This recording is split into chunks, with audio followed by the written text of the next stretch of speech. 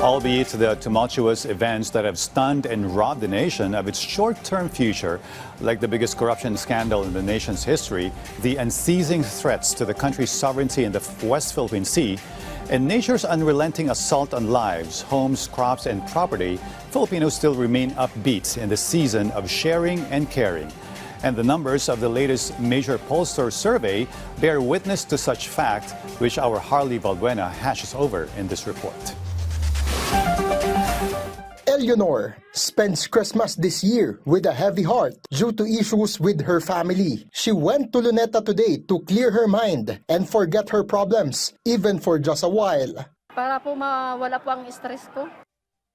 Kasi tinatakbo ako ng mga kapatid ko.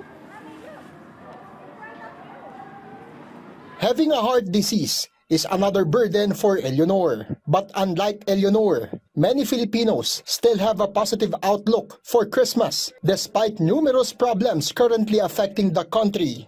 Masaya. Magkasama ko yung pamilya ko. Kailangan enjoy. Minsan nasa tao din yun eh. At saka kung aanin mo naman yung kunwari sa politika, kumbaga problema ng mga politiko yun eh.